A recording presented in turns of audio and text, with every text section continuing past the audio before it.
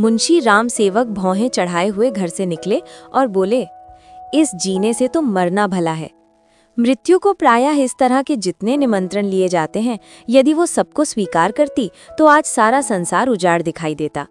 मुंशी राम सेवक चांदपुर गांव के एक बड़े रईस थे। रईसों के सभी गुण इनमें भरपूर थे। मानव चरित्र की दुर्बलताएं उनके जीवन का आधार थीं। वो नित्य मुंसिफी कचहरी के हाथे में एक नीम के पेड़ के नीचे कागजों का बस्ता खोल एक टूटी सी चौकी पर बैठे दिखाई देते थे।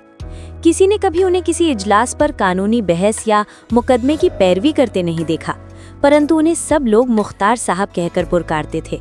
चाहे तूफान आए, पानी बरसे, ओले गिरे, पर मुख्तार साहब वहां से टस से मस न होते।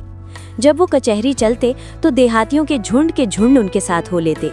चारों ओर से उन पर विश्वास और आदर की दृष्टि पड़ती। सब में प्रसिद्ध था कि उनकी जीभ पर सरस्वती विराजती हैं। इसे वकालत कहो या मुख्तारी, परंतु ये केवल कुल मर्यादा की प्रतिष्ठा का पालन था। आमदनी अधिक न होती थी। चांदी के सिक्कों की तो चर्चा ही क्या, कभी कभी तांबे के सिक्के भी निर्भय उनके पास आने से हिचकते थे। मुंशी जी की कानूनदानी में कोई संदेह न था, परंतु पास के बखेड़े ने उन्हें विवश कर दिया था। खैर जो हो, उनका ये पेशा केवल प्रतिष्ठा पालन के निमित्त था, नहीं तो उनके निर्वाह का मुख्य साधन आसपास की अनाथ पर खाने पीने में सुखी विधवाओं और भोले भाले किंतु धनी वृद्धों की श्रद्धा थी।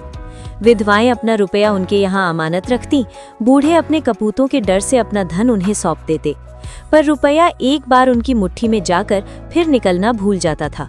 वो जरूरत पड़ने पर कभी कभी कर्ज ले लेते थे। भला बिना कर्ज लिए किसी का काम चल सकता है? भोर को सांझ के करार पर रुपया लेते, पर वो सांझ कभी नहीं आती थी। सारांश मुंशी जी कर्ज लेकर देना सीखे नहीं थे, ये उनकी कुल प्रथा थी। यही सब मामले बहुधा मुंशी जी के सुख चैन में विघ्न डालते थे। कानून और अदालत से तो उन्हें कोई डर न था।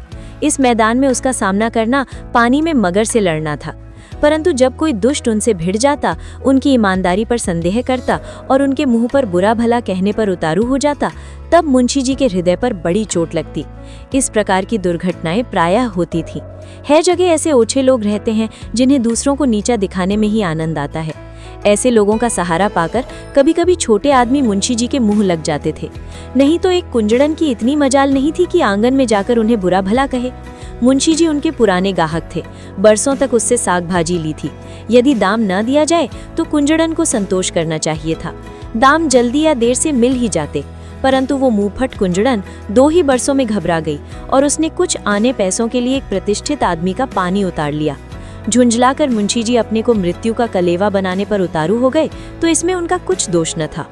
इसी गांव में मूंगा नाम की एक विधवा ब्राह्मणी रहती थी। उसका पति ब्रह्मा की काली पलटन में हवलदार था और लड़ाई में वही मारा गया। सरकार की ओर से उसके अच्छे कामों के बदले मूंगा को 500 रुपए मिले थे। विधवा स्त्री, जमाना नाजुक था। बेचारी ने सब रुपए मुंशी राम सेवक को सौंप दिए और महीने महीने थोड़ा थोड़ा उसमें से मांगकर अपना निर्वाह करती रही।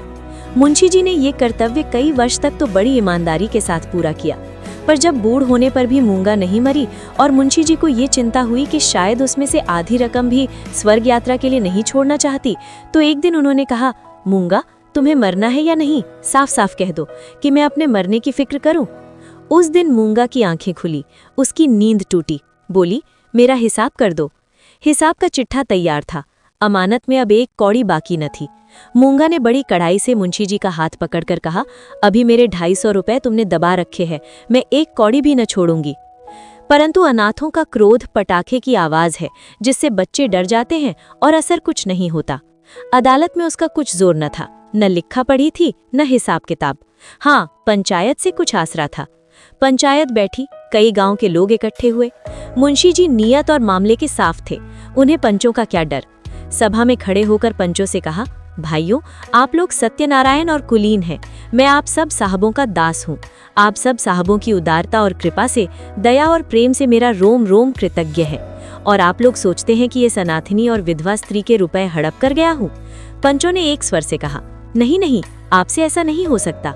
राम सेवक, यदि आप सब सज्जनों का विचार हो कि मैंने रुपए दबा लिए, तो मेरे लिए डूब मरने के सिवा और कोई उपाय नहीं। मैं धनाढ्य नहीं हूँ, न मुझे उदार होने का घमंड है, पर अपनी कलम की कृपा से, आप लोगों की कृपा से किसी का मोहताज नहीं हूँ। क्या मैं ऐसा ओछा हो जाऊंगा कि एक अनाथिनी के रुपए बचा दूं?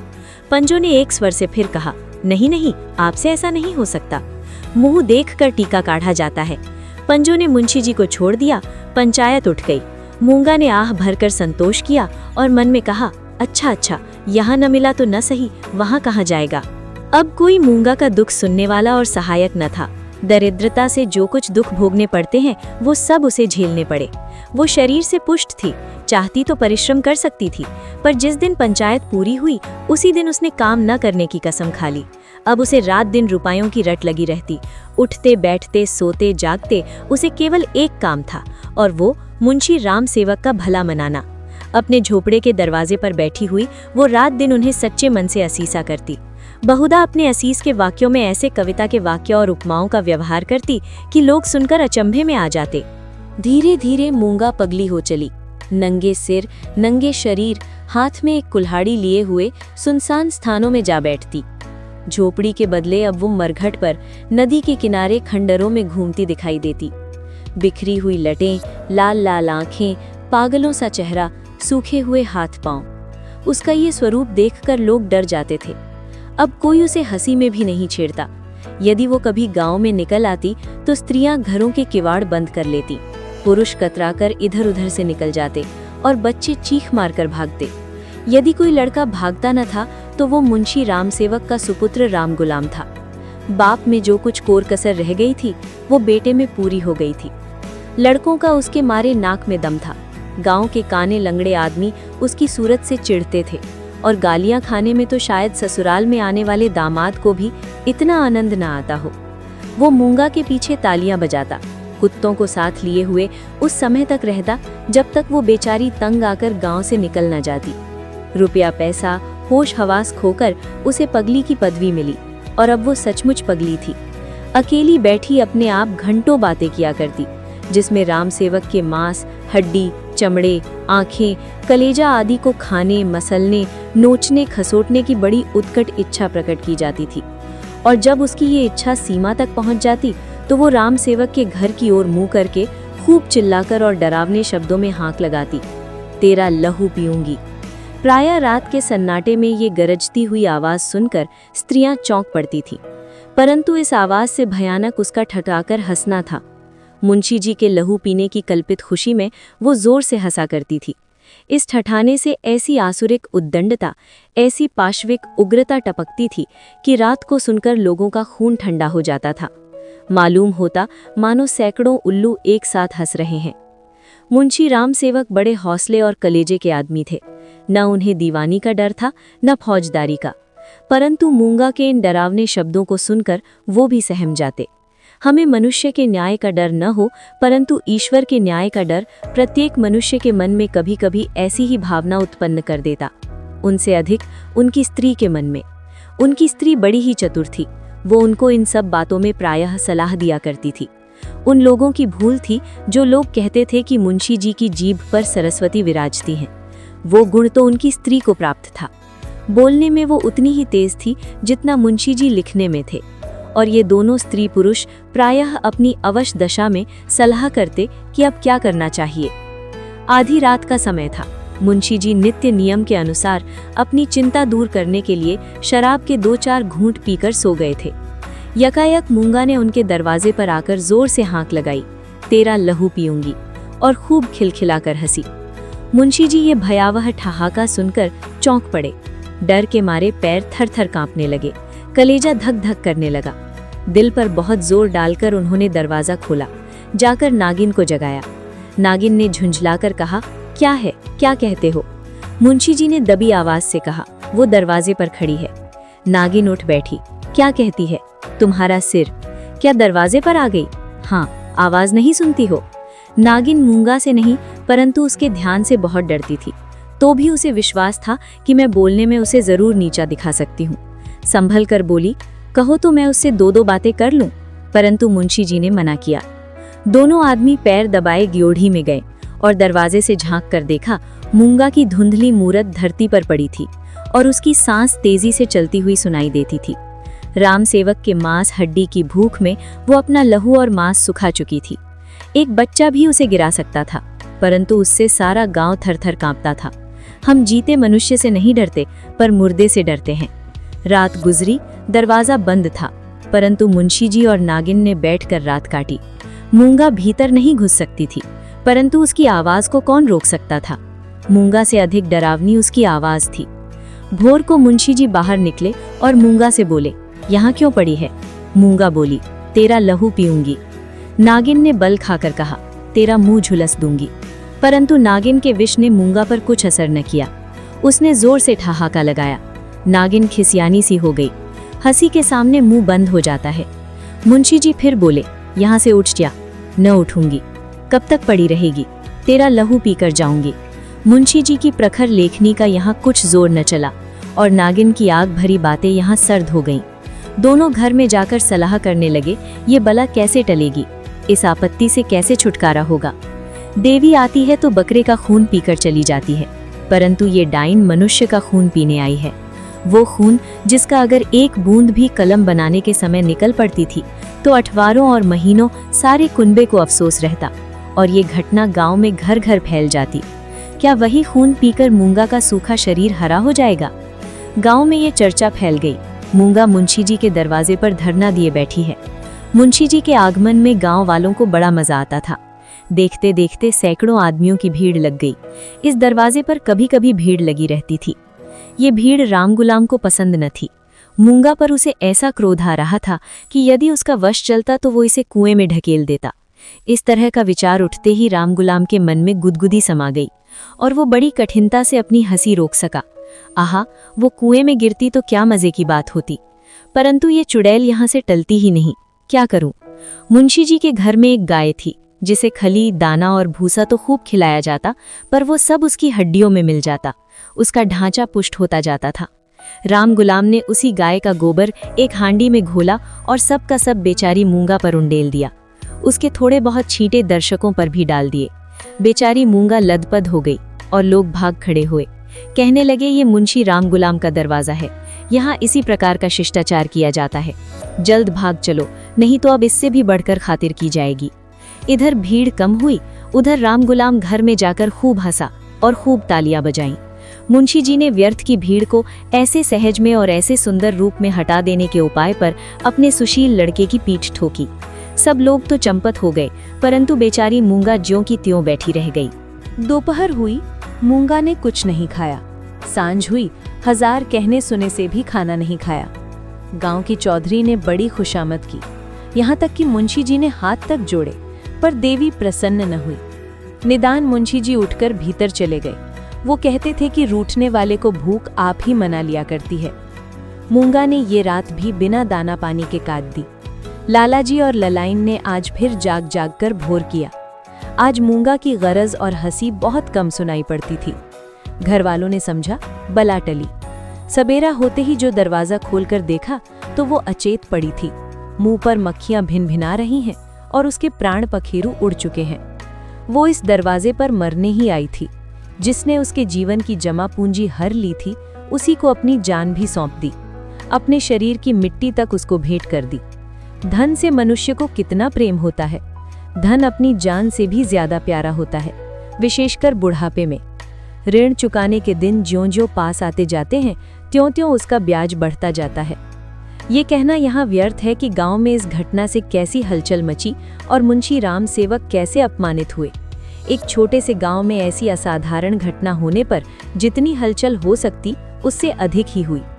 मुंशी जी का अपमान जितना होना चाहिए था, उससे बाल बराबर भी कम न हुआ।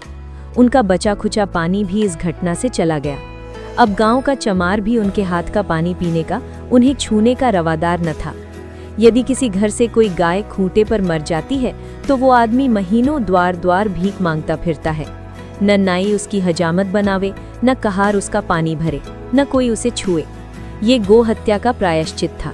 ब्रह्म हत्या का दंड तो इससे भी कड़ा है और इसमें अपमान भी बहुत है। मूंगा ये जानती थी और इसीलिए इस दरवाजे पर आकर मरी थी। वो जानती थी मैं जीते जी तो कुछ नहीं कर सकती, मरकर उससे बहुत कुछ कर सकती हूँ। गोबर का उपला जब जलकर खाक हो जाता है, तब साधु संत उसे माथे पर चढ़ाते हैं। पत्थर का ढेला आग में जलाकर आग से अधिक तीखा और मारक होता है। मुंशी राम सेवक कानूनदां थे। कानून ने उन पर कोई दोष नहीं लगाया था। मूंगा किसी कानूनी दफा के अनुसार नहीं मरी थी। ताजी रातें हिंद में उसका कोई उदाहरण नहीं मिलता था, इसलिए जो लोग उनसे प्रायश्चित करवाना चाहते थे उनकी भारी भूल थी। कुछ हर्ज नहीं, कहार पानी न भरे न सही, वो पानी भर लेंगे। अपना काम आप करने में भला लाज ही क्या। बला से नाई बाल न बनावेगा, हजामत बनाने का काम ही क्या है। दाढ़ी बहुत सुंदर वस्तु है, दाढ़ी मर्द की शोभा और सिंगार है, और जो फिर बालों से ऐसी घिन होगी तो एक एक आने में तो अस्तुरे मिलते हैं। धोबी कपड़े न धोएगा, इसकी भी कुछ परवाह नहीं। साबुन तो गली गली कौड़ियों के मोल आता है। एक बट्टी साबुन में दर्जनों कपड़े ऐसे साफ हो जाते हैं जैसे बगुले के पर। धोबी क्या खाकर ऐसा साफ कपड़ा धोएगा। पत्थर पर पटक पटक कर कपड़ों का लत्ता निकाल लेता है। आप पहने, दूसरों को भाड़े पर पहनाए, भट्टी में चढ़ाए, रेह में भिगोए, कपड़ों की तो दुर्गति कर डालता है। जभी तो कुर्ते 2-3 साल से अधिक नहीं चलते, नहीं तो दादा हर 5वें बरस 2-3 अचकन और 2 कुर्ते बनवाया करते थे। मुंशी राम सेवक और उनकी स्त्री ने दिन भर तो यूं ही कहकर अपने मन को समझाया। सांझ होते ही उनकी तर्कनाएं शिथिल हो गईं। अब उनके मन पर भय ने चढ़ाई की। जैसे तैसे रात बीतती थी, भय भी बढ़ता जाता था। बाहर का दरवाजा भूल से खुला रह गया था, पर किसी की हिम्मत न पड़ती थी कि जाकर बंद तो कराए। निदान नागिन ने हाथ में दिया लिया, मुंशी जी ने कुल्हाड़ा, राम गुलाम ने गंडासा। इस ढंग से तीनों आदमी चौंकते हिचकते दरवाजे पर आए। यहाँ मुंशी जी ने बहादुरी से काम लिया। उन्होंने निधड़क दरवाजे से बाहर निकलने की कोशिश की। कांपते हुए पर ऊंची आवाज में नागिन से बोले, तुम व्यर्थ डरती हो, वो क्या यहाँ बैठी है। पर उनकी प्यारी नागिन ने उन्हें अंदर खींच लिया और झुंझलाकर बोली, तुम्हारा यही लड़कपन तो अच्छा नहीं। ये दंगल जीतकर तीनों आदमी रसोई के कमरे में आए और खाना पकने लगा, परंतु मूंगा उनकी आंखों में घुसी हुई थी। अपनी परछाई को देखकर मूंगा का भय होता था। अंधेरे कोने में मूंगा बैठी मालूम होती थी।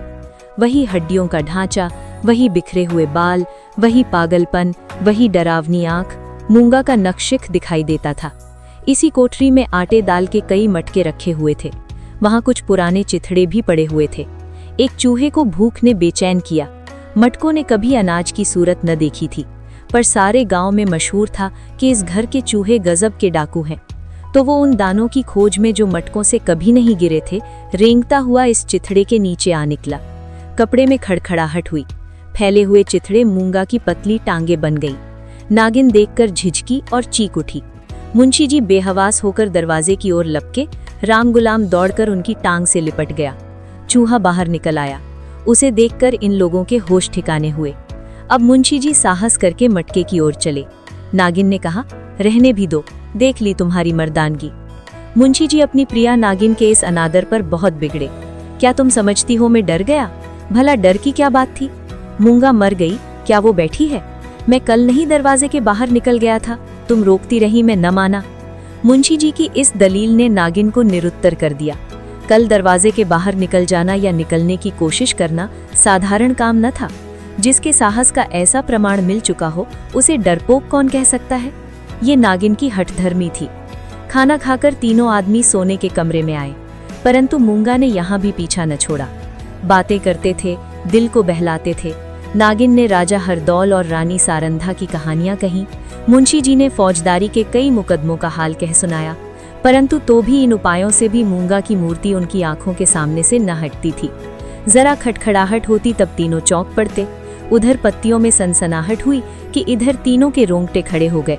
रह रहकर एक धीमी आवाज धरती के भीतर से उनके कानों में आती थी, तेरा लहू पीऊंगी।